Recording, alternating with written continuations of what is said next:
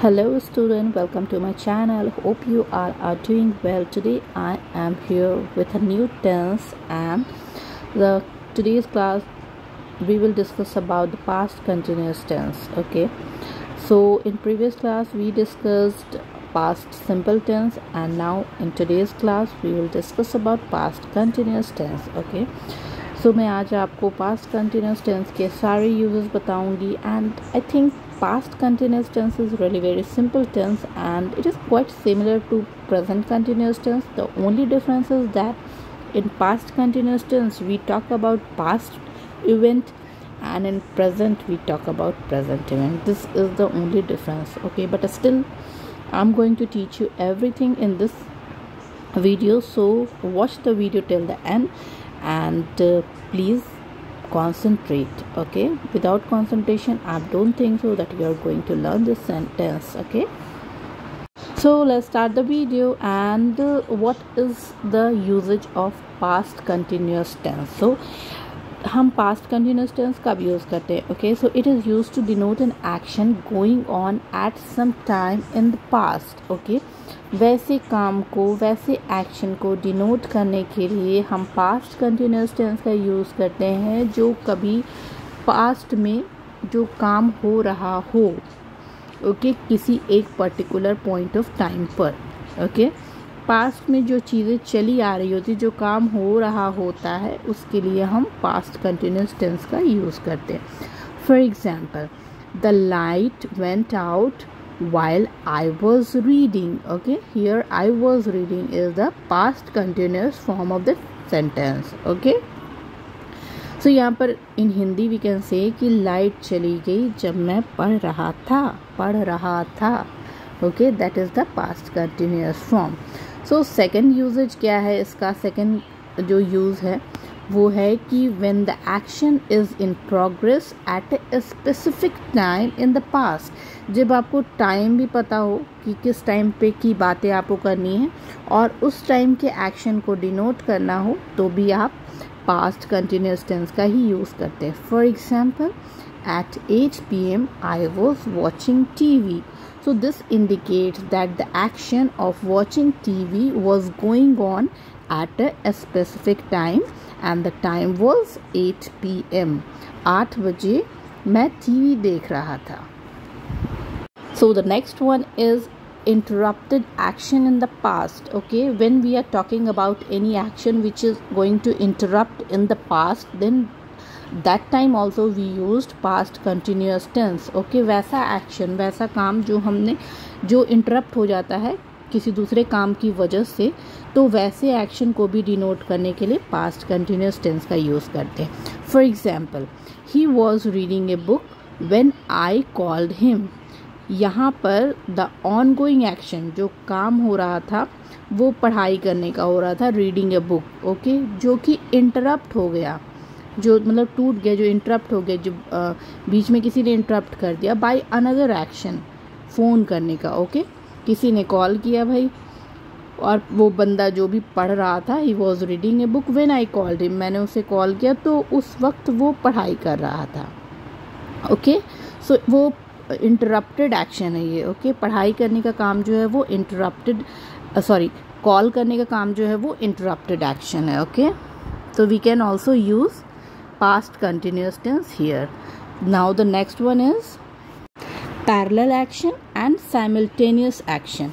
So वैसे action जो एक साथ दो काम हो रहे हों, उसके लिए भी हम past continuous tense का यूज़ करते हैं। For example, she was cooking dinner while he was setting the table. वो खाना बना रही थी और वो बंदा जो था वो टेबल सेट कर रहा था। यहाँ पर दो एक्शन हो रहा है और दोनों पैरेलली एक दूसरे के। ओके, साइमल्टेनियसली मतलब दोनों ही एक्शन एक साथ हो रहे थे। ओके, वो खाना बना रही थी जबकि वो टेबल सेट कर रहा था। So when we have to denote such kind of action in past, so we use past continuous tense here, and we say that action is called parallel action or simultaneously action. So the next usage of past continuous tense is it is used to describe the atmosphere or background in the past.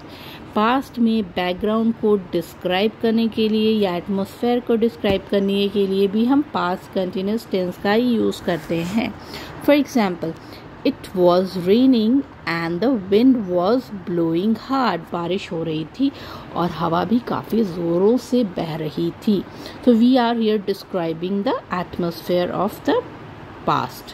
So that's why we are using here past continuous tense. Okay, and the next one is when we have to denote the repeated action or habit in past, तो उस चीज़ के लिए भी हम past continuous tense का use करते हैं. Let's see the example, and the example is he was always losing his keys. वो हमेशा अपनी गाड़ी की चाबियाँ भुला देता है. ओके, या चाबी हम भुला देता है. ओके, सो यहाँ पर हमने एडवर्ब का यूज़ किया है, जैसे कि एडवर्ब इज़ हियर ऑलवेज. तो हमें जब भी पास्ट के हैबिट को डिस्क्राइब करना होता है ना, तो we always we use adverbs. Okay, and the next usage of past continuous tense is, so we also use past continuous tense for polite statement. polite statement के लिए भी हम past continuous tense का यूज़ करते हैं. for example, I was wondering if you could help me. मैं सोच रहा था कि तुम मेरी मदद कर सकते हो. तो यहाँ पर मैंने सोचने का जो काम सोच रहा था, that was in past continuous tense and it is a polite statement. ये एक polite statement है. so we can say that कि polite statement के लिए भी हम past continuous tense का यूज़ करते हैं. repeated action और हैबिट इन पास्ट के लिए भी हम पास्ट कंटिन्यूअस टेंस का यूज़ करते हैं. एटमॉस्फेयर डिस्क्राइब करने के लिए पास्ट कंटिन्यूअस का यूज़ किया जाता है. पैरेलल और साइमल्टेनियस एक्शन के लिए, इंटरप्टेड एक्शन के लिए, action in progress at a specific point of time के लिए भी. And the most important thing is that when we have to denote an action which is going on at some time in the past, so for that we use past continuous tense. अब मैं आपको आगे बता दूंगी कि structure क्या है. So as per the structure you can use the different kind of sentences, so कि आपका भी ये जो टेंस है वो अच्छी तरीके से क्लियर हो जाए. एंड सारे स्ट्रक्चर को आप अच्छी तरीके से उसकी प्रैक्टिस करें, तभी आपसे बनेगा. ओके, अगर आप बिल्कुल बेसिक से बना रहे हैं तो थोड़ी हिंदी को यूज़ करें. अगर आपको इंग्लिश आती है थोड़ी बहुत, तो प्लीज़ आप इंग्लिश में ही ट्राई करें, तभी आप अच्छी तरीके से इंग्लिश बोल पाएंगे.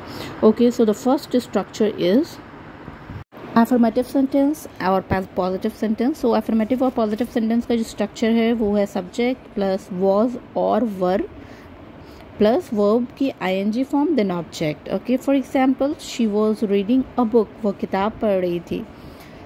and then the next structure is negative structure, and for negative structure we use subject plus was or were plus not plus verb की ing form then object. for example, he was not playing football. वो football नहीं खेल रहा था. and the next one is interrogative sentence. so interrogative sentence का structure है was और were plus subject plus verb की ing form then object. for example, were they watching the movie? क्या वे फिल्म देख रहे थे? and next one is negative interrogative. so negative interrogative का structure है was और were plus subject plus not plus verb की ing form then object. for example, was he not reading a book? क्या वह किताब नहीं पढ़ रहा था? then the next one is WH word, question word sentence. so for that the structure is WH word plus was were plus subject plus verb की ing form then object. for example, what were you doing? तुम क्या कर रहे थे? so these are the structure of past continuous tense, and please just do practice a lot. so student, hope you like this video and hope this topic is completely clear to you now. and if you have any doubt, any queries related to this topic or anything, you are feel free to ask me, comment me in the comment box. okay, and thank you for watching this video and hope you like this video. if you like this video, please like it, share it and subscribe it. thank you for watching. Bye bye, take care.